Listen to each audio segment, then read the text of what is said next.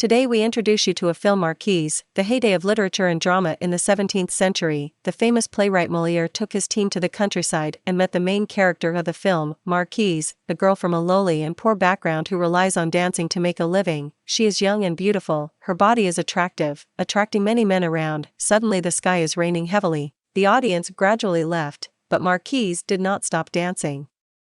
After the performance, Karl came to Marquise to show his love and wanted to marry Marquise, promising to make her famous in Paris. She agreed to Karl, and thus Marquise joined Molière's troupe, and her artistic life officially began. After her marriage, Marquise and her husband came to Paris. She was so nervous that she forgot her lines, and Molière was there to remind her, but Marquise still couldn't speak. Marquise was very self-condemned. From then on, Molière no longer assigned roles to Marquise. Soon after, Molière's troupe performed at the Royal Theatre. The audience were all aristocrats. Because the program had problems, so Marquise was temporarily called on stage to perform dance. As her native, she was very familiar with her dance, caused a sensation. The scene of the aristocrats were attracted to her. The great writer Racine was even more devoted to her. From her dance, he saw in her dance the heroine of his own work. After the performance, Louis XIV's brother invited the Molière troupe to come to the court to perform for the king. He was sure that the beautiful Marquise would win the king's affection, but Marquise did not get a role with lines, having chosen to marry Karl and come to Paris to fulfill her dream of being an actress and to prove her strength. Marquise showed her sincerity to Molière in a special way, but the next day, Molière gave her a small role with no lines. Marquise was very angry and raged at Molière for not keeping his word. Angry, Marquise immediately ran away, when she intended to commit suicide by jumping into the river. The writer Racine stopped him, heard her crying. Racine knew what happened. He said, "All people will have bad times, do not give up on themselves, to brave the difficulties, step by step, sooner or later there will be a good result." Marquise listened to him and regained her confidence. In the evening, the king arrived. Marquise went on stage to perform. Her gypsy temperament unleashed youthful energy, which made Foreign very interested and could not help but dance with her. As a result, Marquise forgot to wear safety pants, and she showed her body when she performed, making the king and the ministers look dumbfounded. However, Molière's new play was denied by the king because it satirized the struggle of the church. For the sake of national peace, the king only allowed the performance of Racine's play. The troupe used to play comedies, and suddenly they had to perform tragedies. Only Marquise was very happy, because Racine was her benefactor. Racine wanted Marquise to be the main actor, and even created a role for him, believing that only an actor like Marquise could make his work famous. Then Marquise ran into trouble.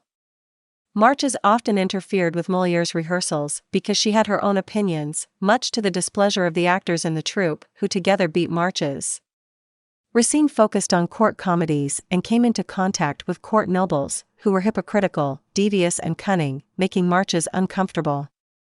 One day the queen makes a surprise visit, and when she learns that Marquise is the girl the king was talking about, she begins to hurl abuse at her.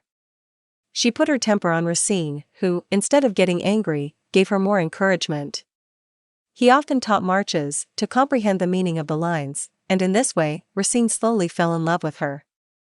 Marquise also knew that she herself liked Racine, but Marquise was not willing to betray her husband, so she did not accept Racine's love. Although Marquise pretended that nothing happened, her husband knew everything, because during this time, he sensed that his wife's relationship with Racine was not normal. To the surprise of people, her husband did not blame Marquise. Karl supported her unconditionally and encouraged his wife to pursue her dream. Her husband's tolerance and understanding made Marquise very touched. Because of her husband's support, Marquise refused to join Racine's troupe, but Racine still let Marquise act as the female lead. Marquise wanted to repay Racine in another way. She tried to bribe Racine with her body, but Racine refused. He said his love was very pure, and he was willing to wait until the day when Marquise really liked him. Little did he know that Racine would then do the dastardly and shameful thing of finding a witch and buying a box of poisoned chocolates. Wanted to give it to Marquise's husband, did not expect Karl suddenly became seriously ill, life slowly disappearing. Before dying, Karl entrusted Marquise to Racine, hoping that Racine left the best stage to Marquise, cannot hurt her. Listening to these words, Racine very guilty of remorse, then Carl died on the stage, Marquise was very sad.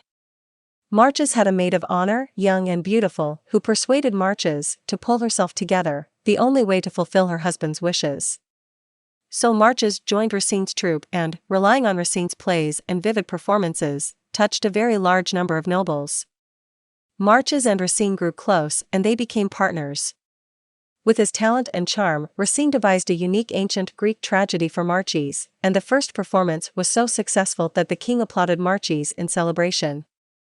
Molière, who once did not think highly of her, praised her wonderful performance.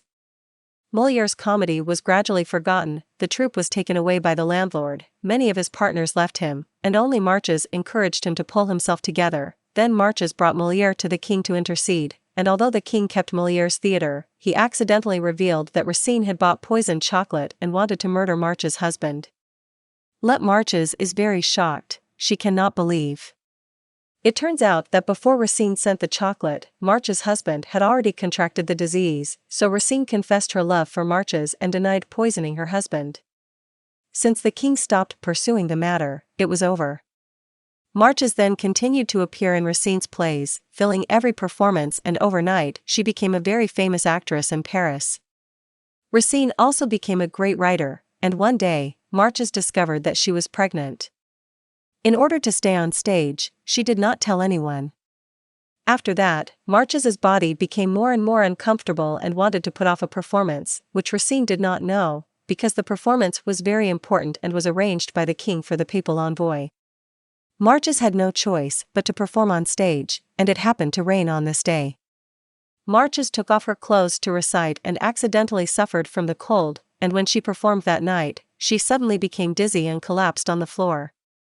In an emergency, Marquise's maid asked that she could, because of her long following, she was very skilled in the lines of the play.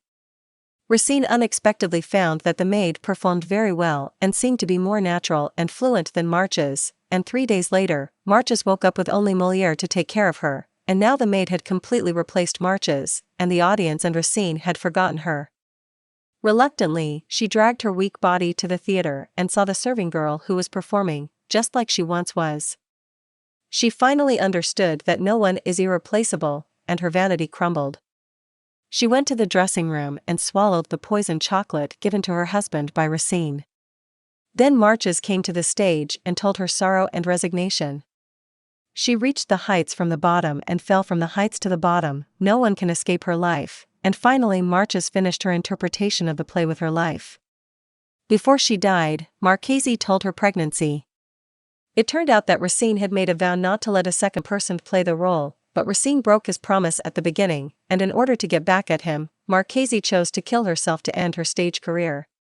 He slowly walked out of the theater with Marquise in his arms. This is the end of the movie Marquise, hope you like it.